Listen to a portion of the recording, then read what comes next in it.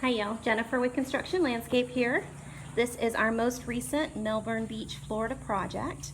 It's a nice small little courtyard. I'm going to just give you a quick tour of the plants and the trees that we chose for the area. These are salt-loving plants. Really easy care, low maintenance, approximately 3 to 4 times a year trimming, and that's for a very clean line look. So not a lot of work needed. I'll show you a quick snap of what the original landscape looked like when I first got here. It was mainly covered in just some overly aggressive vines.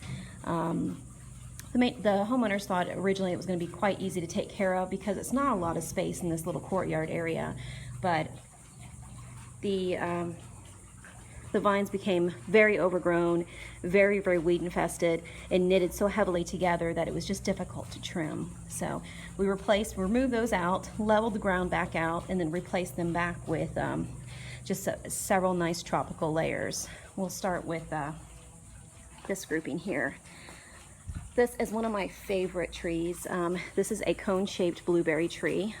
We did actually 4 of those, 2 to the rear and then 2 to the front, kind of reflecting the 6 columns that we've got here. I made sure to bring in quite a bit of upright material in this space because we do, as you can tell, not have a lot of space in this in each one of these plantings here. So we really made the best use of the area. To the back and along the sides are going to be Pringles Podocarpus. This is a very easy to care for ground cover, easily maintained, about 1 foot tall. Knits together, braids fully, so it almost becomes like a green carpet, and that just kind of thickens in this area, wraps around the blueberries and wraps to the back of the bali agaves and the palm trees, and that is going to connect solid. So we don't have too many form-fitting plants here. I chose to border the Pringles Podocarpus with evergreen giant loribes. They just give great movement to a garden. They're very soft and very upright, and really a nice contrast with that more controlled look of the Pringles Podocarpus. Then I dabbed in, just for a bit of year-round color, Golden Dew on the corners here of the fountain, and then Red Hots, and those just are going to give us all year long variations in color, and they're very easy to control in the same maintenance plan as the Pringles Podocarpus. We decided to replace the previous fountain with this disappearing water fountain. This is really going to help with our Florida climate. I mean, between the algae and the constant evaporation, this disappearing water fountain, it has a 48-inch basin below ground, so there's no exposed water other than just what circulates on a consistent basis here. So it's just really great sound. Oh, there we go. And just disappears right into the stone there. So, and then we just did a nice clean border edge just to keep the separation good and crisp from the mulch to the stone. So everything is geared toward a very low maintenance planting here. On each side of the fountain, because the fountain is very upright at 42 inches, we wanted to bring in 2 nice dwarf spindle palms, just a very upright vertical feel.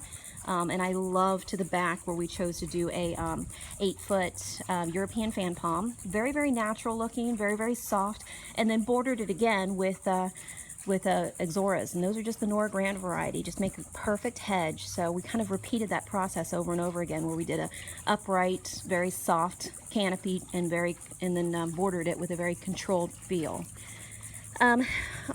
We did 4 bali agaves.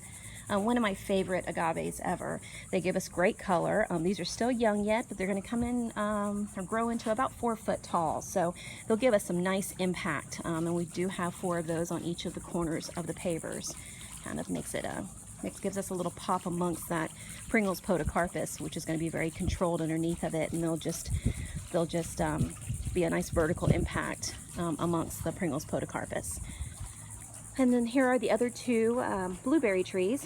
Blueberry trees are coming in about 8 foot tall and easy to keep about that height. I would say no more than 10 foot tall in this space, and then keep them very cone shaped, just like you would a hedge, by trimming them 3 times a year with a hedge trimmer along the edges, or obviously you can hand prune them if you keep them a little bit shorter.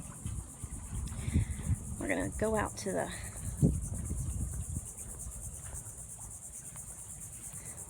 the This is more of a view line from the road.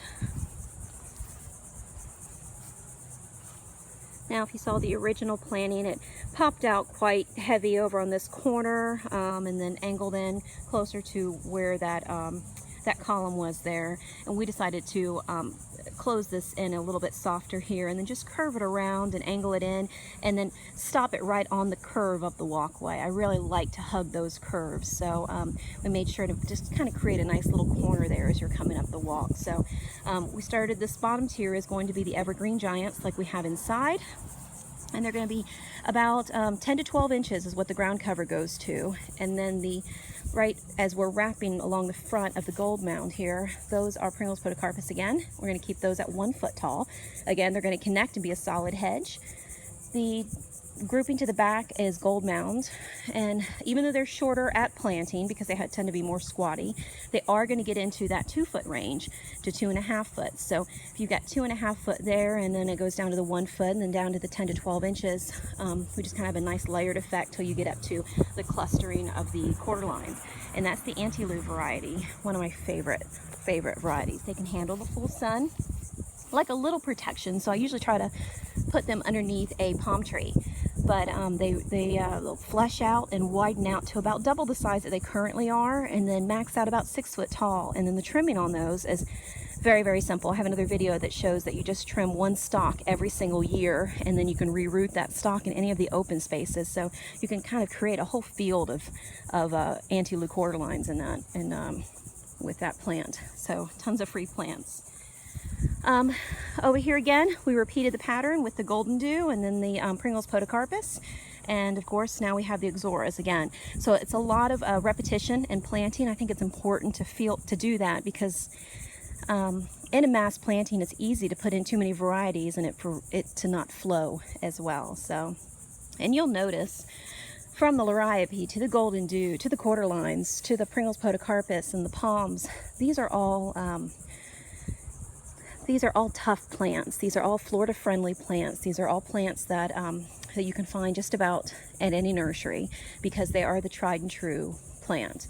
Landscape designers have a tendency, we'll bring in a specimen here and there, but for the most part, we like to work with material that has passed the test of time because this is a long-term planting for my clients and for most people. So the concept is to create a planting that will grow in together, be easily maintained, and last for years. And I think that's where hiring a landscape designer and a landscape company to do the install makes all the difference.